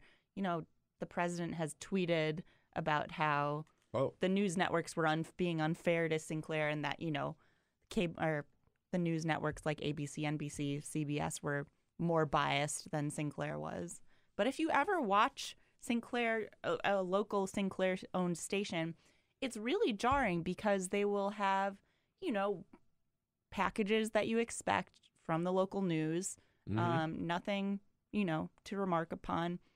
And then they'll have to cut to these must-run segments that could be anything from their quote-unquote terror alert desk, which is, you know, a lot of fear-mongering coverage, to Boris Epstein, the former Trump aide, has his own political commentary show on Sinclair that is a must-run segment for these channels.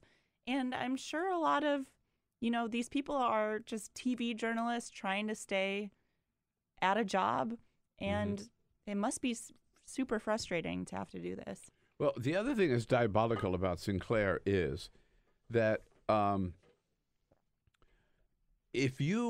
that nobody knows whether it's a Sinclair station or not. They're not identified as Sinclair News, meaning you tune into CNN, you know you're watching CNN. You tune into ABC or NBC or Fox or MSNBC or CNBC, you're watching, you know what channel you're watching. You tune into your local news. Let's take WJLA, I think, here in Washington, D.C., Channel 7. You think you're watching WJLA. Nobody tells you you're now watching Sinclair News. Right. No, they're owned by Sinclair. And so when these must-run pieces come out, you think, oh, that's just the local news station, right? They've done a little reporting, or they've put this piece together. No, it's not. And it's propaganda coming from the mothership to these stations they own, forcing them to run this. That's part of their contract. And there's a term for this in politics, astroturfing, whereby you try to make something look like a grassroots organization or effort, but really, like you said, it's coming from the top down, from these moneyed interests that try to obscure their own role in shaping the debate and the discourse. So, like way back to the town hall meetings with all the protests in the early days of Obamacare, when they were debating it, and all these, in that summer of 2009, the town halls erupted, and all these people showing up. Everybody said, this is all grassroots. It wasn't. It was That was the Koch brothers who organized, paid people to go, bust them in. And that's where I first heard this AstroTurf thing. Yeah. Groups like Americans for Prosperity are a great example of that. Right. So I think Sinclair Broadcasting is a real threat to journalism and to free speech in this country. And like you, I'm also afraid they may get away with it. Meantime, a lot of talk now about North Korea. Will there be a summit or won't there be a summit? And what is going on with this sudden flurry of diplomacy on the part of an administration that just 6 months ago was saying they were going to obliterate and eliminate North Korea from the face of the earth? Who better to talk about it than Joe Cirincione from the Ploughshares Fund, joining me and Emma Roller. Here is a friend of Bill and all of you for the next half hour. So give us just a chance to take a quick break, and then we'll be right back.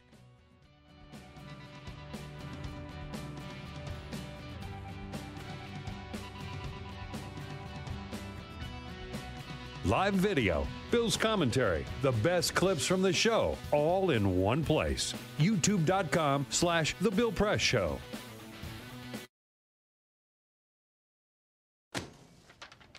Hey, Hard, what's this? That's my resignation letter. You're resigning? Why? Because you're constantly ignoring me. You're half as active as you used to be, and you eat stuff like this. You've been putting me under a lot of pressure lately. That's why I'm ready to quit. I forgot. I'll do better. Please, don't quit on me. Okay. But remember, it's not what you say, it's what you do.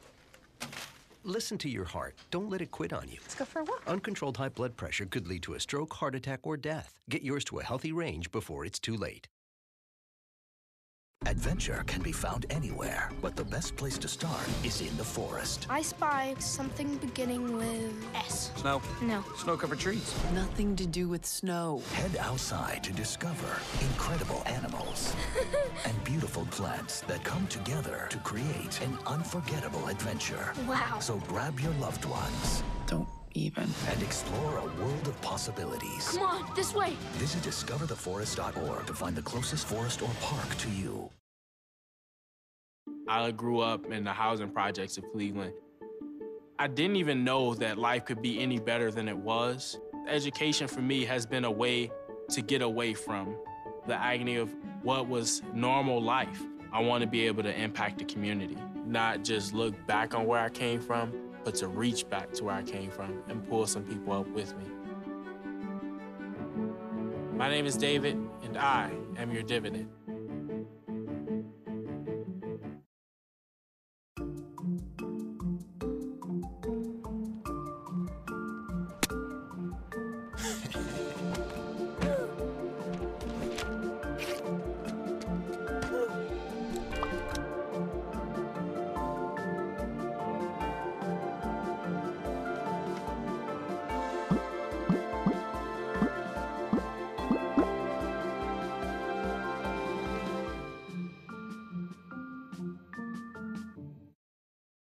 Hamilton was adopted from a rescue in 2008. He really likes to be around people. And as soon as I start to make my breakfast, Hamilton is right there. I get out my mat and I'm doing a downward dog and he's underneath. He's quite the pug about town. He gets invited to a lot of parties. He knows he's a pretty big deal. I mean, look at this little face. How could you not love him?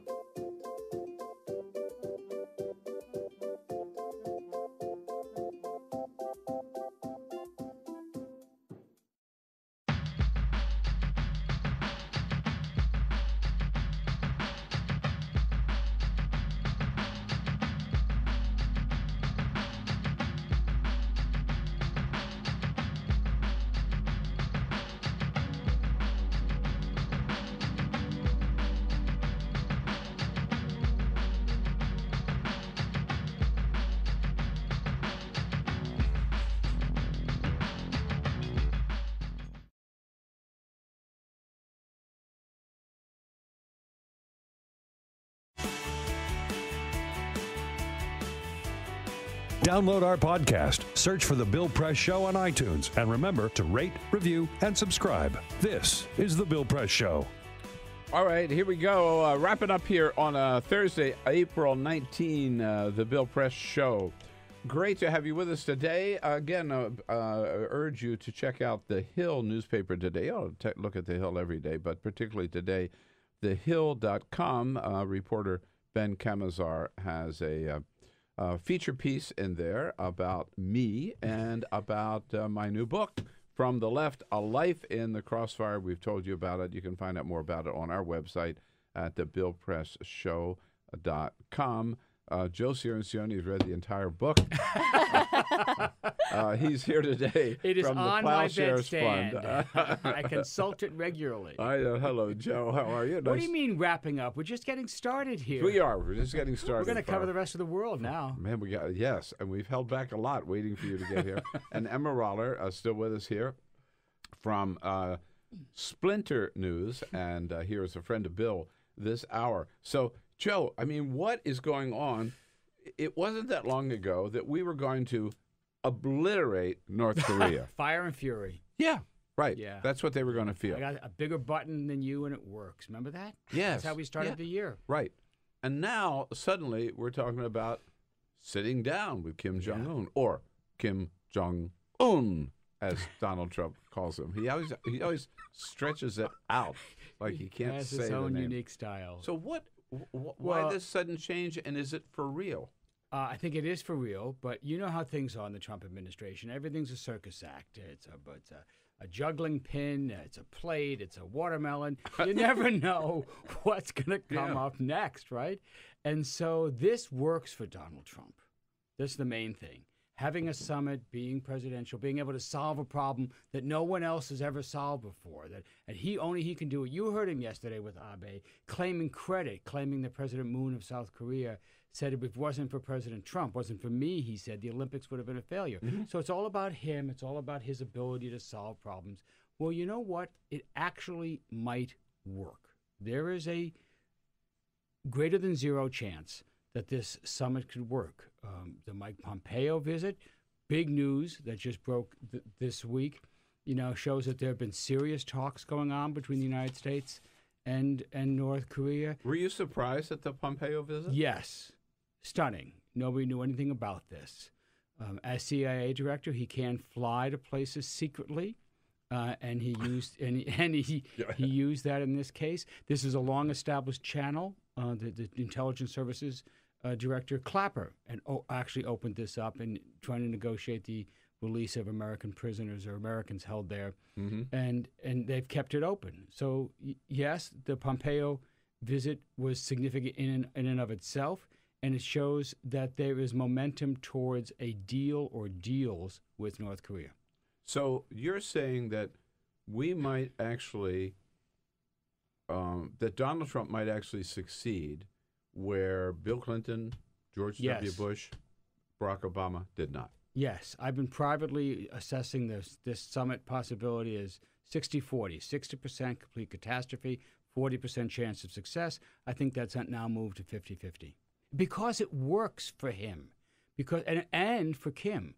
Both of them are vesting a great deal in the success of this summit. So if it comes off, and that's an if it comes off, Trump might be willing to take small steps towards progress, establishment of a process towards denuclearization, and declare it a great victory. Once he realizes he's not going to fly to the summit and come home with Kim Jong-un's nuclear weapons in the cargo hold of his plane. Which is not going to happen. Not going to happen. Sure. So how about what he said yesterday where he's sort of sending a message, or maybe it was bluster, I don't know, talking about the summit. Let's listen to him. He's not willing to say yet that it's a sure thing. If I think that it's a meeting that is not going to be fruitful, we're not going to go. If the meeting when I'm there is not fruitful, I will respectfully leave the meeting. Respectfully leave the meeting. He'll bow his way out. Bow his way out. Well, this is the quantum uncertainty of the Trump administration. Is the summit alive or dead? We don't know. It's both. And we won't know until Donald Trump tweets about it. Yeah, until they sit down. Until they sit down. Yeah. This is obviously, we've said this over and over again, this is not normal. But it is significant that Kim Jong-un has met, now he's going to China to meet with President Xi. He's meeting with the president of South Korea next week. He met with Mike Pompeo. Yes. It looks like at least on his side, right? Kim Jong-un is smarter than we thought. He is calling the tune here, and Trump is dancing to his melody. You know, this is what's going on here. He's handling this brilliantly. I totally agree with you, particularly if you throw the Olympics in the mix. Exactly, the whole thing. The way he did his tests, more tests last year than any Korean leader has ever done. He detonated a hydrogen bomb. He tested twice a missile that could reach the United States. Got away with all of this. The sanctions didn't slow him down for a minute. The threats didn't stop him. And then bang, turns on a dime with the peace offensive. We get the Olympics. We get his sister. We get all that. We get President Moon, wanting to meet. This meeting at the end of the month, April 27th, between the North and South Korean presidents could be extremely significant. They are raising the ante steadily. They're now talking about negotiating a peace arrangement, a peace agreement between North and South. Remember, the Korean War never ended, as President Trump reminded us. A lot of people don't know the Korean War never ended. We just have an armistice there, and we may actually end the Korean War in the next few months. My question for you, Joe, is that how did we get from, as you said, the infamous button tweet and about the size of the relative buttons? That was just in January? Because it feels like it was years ago. Well, it was 5 years ago in Trump years. Right, exactly. but it was just January. But how did we get from that rhetoric to where we are now? Was it, do you see any turning points? Was it the Olympics? What was it? It was Kim Jong-un. He declared on January 1st that they had accomplished their historic effort on the nuclear program. He said, we achieved it. And now, and he's always had, we're going to turn to our other goal. He's always had two goals, which is economics, which is to revive the economy, which isn't doing all that badly, as it turns out. But in order to really get it going, he needs to open up. He needs trade. He needs normalization of relations. He needs inflow of capital, and that's what he wants to do. So this is a very clear plan on his. And then in order to get that, in order to change the tone with the United States, he dangled denuclearization, which is what Trump said he wanted. We're not going to talk to them until they agree to get rid of his nuclear weapons. Right. So he came up with, not this came up, it's a longstanding phrase in the Korean Peninsula, denuclearization. It means something different for Kim than it does for Trump, but that's the art of diplomacy. You fudge over these differences, and Kim was, or his advisors, were smart enough to figure out a way to do it. So you say that it might work. What do we mean when we say it might work? Does that mean, it doesn't mean unification of the Korean Peninsula, right? No. It doesn't mean, as you indicated, that Kim Jong-un would say we're just going to, like Gaddafi did, scrap all of our nuclear weapons program. Right. It means... Right. This is not going to be the fall of the Berlin Wall. This is not going to be that. At the summits, I think we'll return to something more normal. And, we have 10, 20, 30 years of efforts to try to do these things. And so there's a well-worn path here. And we're probably going to have improved relations between the two Koreas. We'll probably have the establishment of a peace arrangement process that gets us going. And then with ongoing talks beyond this. And then if that works, then when Trump meets, you will probably get several gestures from Kim's side agreeing to a freeze, no more tests of missiles, no more tests of weapons, maybe a pause, a freeze of the production so I won't make any more, and a pledge to denuclearize as long as the United States takes what they call meaningful steps. And what they mean is reduce the exercises. They would like pledges not to threaten North Korea with nuclear weapons. So they want denuclearization on both sides of this relationship, and that will be a process, and that might work. And trade deals might be part of it too? Absolutely. It's always been part of the mix, economic assistance from the United States because to right North Korea. Now, North Korea gets everything from China, right? 90% of their trade. Yeah.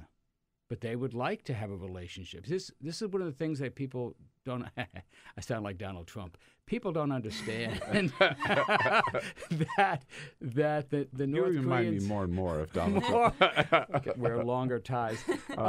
That they want a balance against China. They don't like being that dependent on China. They have a very rocky history with China. So they would like some kind of strategic relationship with the United States. Right. Where do you think this summit's going to take place?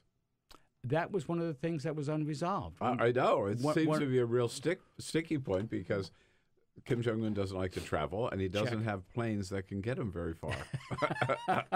So, I mean, the obvious site is Seoul, but I don't think the North Koreans want to agree to that.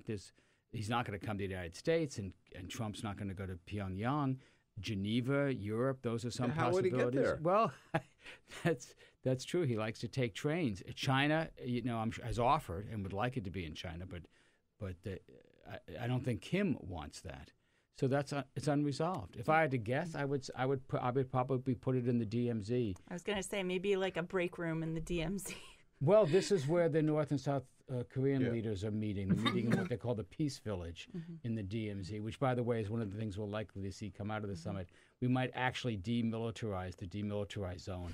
Both countries have troops in the DMZ. Yeah, we might see an agreement to pull them out. I'm thinking back to World War II days when FDR and Churchill and Stalin they met on ships. Warships, right, or in harbors. Yeah, that's right. They met on ships. So maybe they could, Would Kim Jong-un come to an aircraft carrier, an armada in the China Sea or something like that? I don't know. I haven't heard anything about where this might happen. Still unresolved. Right, and we don't have a time yet either. So they say May or June. Exactly, right. Depending. And this is very rushed. Very rushed. I mean, all this started when the South Koreans came to visit at the beginning of March and extended the invitation, which had been extended to all presidents before this. And Trump, I don't think, knew that. He thought this was a personal honor to him, and he just impulsively seized on it and set all this in motion. Well, whatever happens, most likely this whole thing will result in Mike Pompeo being confirmed as Secretary of State. Would you agree? No. This is much closer than people think. Really? This is much. I mean, so this is all orchestrated, don't you think? The disclosure of the trip was almost certainly orchestrated to try to stem the flood of Democrats who were coming out to give him some diplomatic cred. Yes. But it didn't work because even after this announcement. So yesterday, Robert Menendez, the ranking Democrat on the Senate Foreign Relations Committee, announces he won't do it. Ben Cardin, the guy right behind him, announces he won't do it. Jack Reed, the ranking Democrat on the House Armed Services Committee.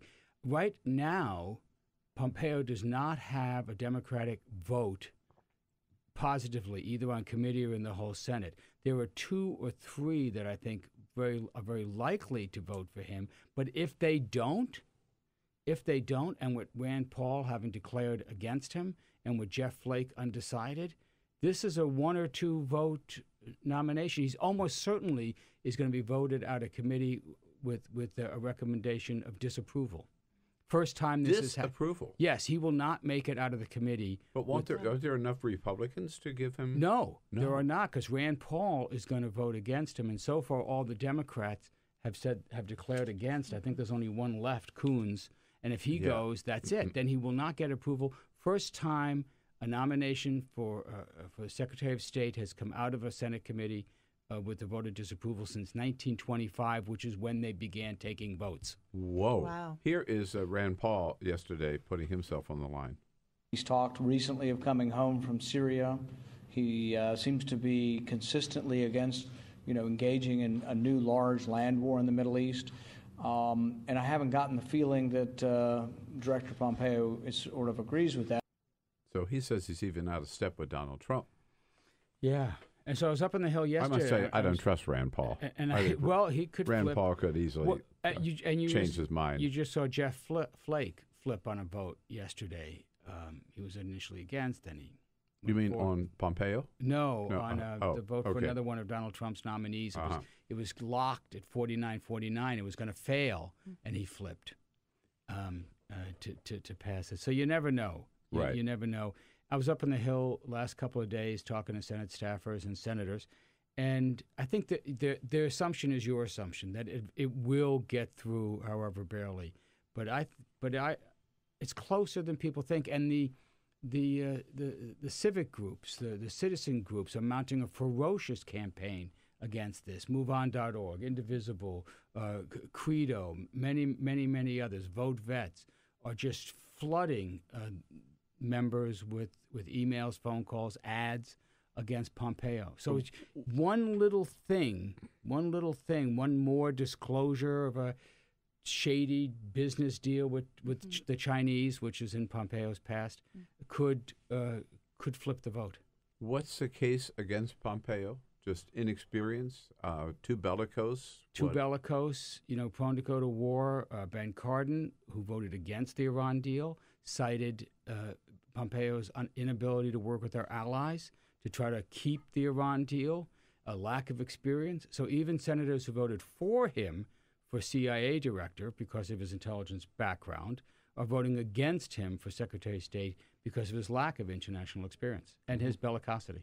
What is the status of, a little separately, of the Gina Haspel nomination? Also hanging by a thread. I mean, in some ways, she's in more jeopardy. I mean, she has not satisfactorily answered a lot of senators' questions about the destruction of the interrogation tapes, about her conduct and approval of and participation in waterboarding and other torture techniques. So this is all. None of his nominees are having an easy go of it at this point. Hard to believe that Gina Haspel still, I find it hard to believe.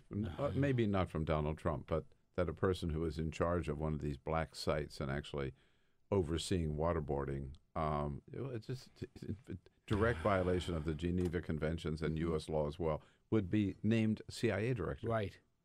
Right. Well, of course, she was kept on. She was deputy director. Yeah. So none of the people who participated in these tortures have suffered the consequences of this, whereas the people who called them out, who blew the whistle on them, have been dismissed, shuffled to other positions. All right. Now, this is Thursday, so we're not sure what the policy from the White House will be today on whether or not we are going to pull our troops out of Syria or leave them in Syria. Maybe it depends on whether or not he talked to Emmanuel Macron within the last 24 hours.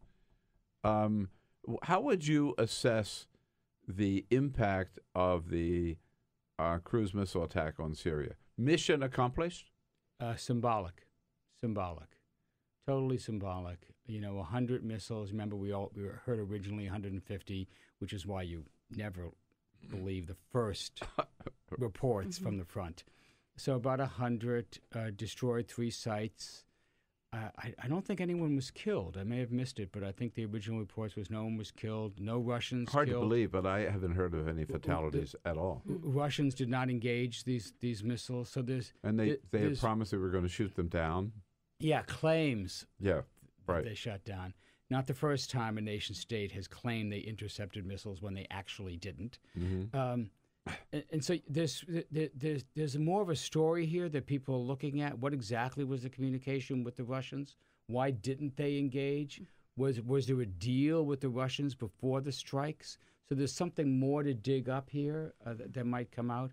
But just on a military level, did it affect the conduct of the war? No, it did not. This was basically a 36-hour story. It broke on Friday night. The Sunday papers dominated the front pages of those papers. But after that, by Sunday morning talk shows, it was all over. Syria, all over. They had pictures of Assad striding calmly through his presidential palace. The war goes on. Right. But what was accomplished? Nothing at all, do you think? Just sending a message? A brushback. It's like, an inside pitch to a batter that pushes them off the plate. You probably pushed Assad back. There haven't been reports of chemical weapons use. Remember, we're talking about chlorine gas, which is it's the first chemical weapon. This is what the Germans used against the British in World War I. It's just chlorine gas, and it's a dual-use chemical. You can't really ban it. Anything that's producing chlorine for swimming pools could produce chlorine for a bomb very quickly. Can't you make chlorine gas accidentally by mixing together bleach and ammonia? That's a very good point. I think that's a thing. You can't mix certain cleaning products together, or they'll right. There were chemicals in our house that are toxic. They're good. So will the Syrians not use this again? No, this is true. This is just true. Chlorine is just a compound of 2 other simple chemicals. Which are the two? I believe it's bleach and ammonia. If you combine they don't have tell the Carol. compounds. Yeah, don't use both I won't be when safe. cleaning your toilet. Do not use both. so a little brushback, but most of the killing has been done by good old regular bombs, not chemical gas. And so, bottom line, the civil war goes on. Yeah. With Russia and Iran supporting Syria, and we have 2,000 troops in Syria, and ISIS is almost out of territory. So what are we doing, and how long do we stay? Right. So what really has changed in the big picture? Like nothing, right? Nothing. And Donald Trump keeps, again, quantum uncertainty. Does he want them in? Does he want them out?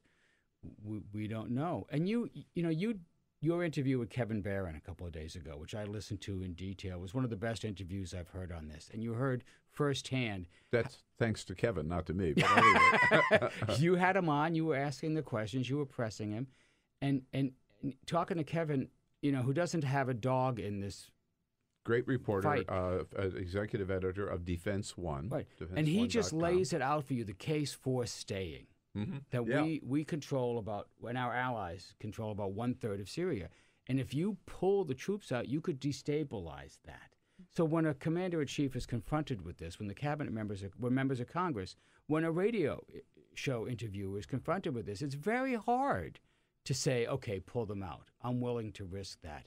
The short-term loss is clear, and the long-term gain is ephemeral.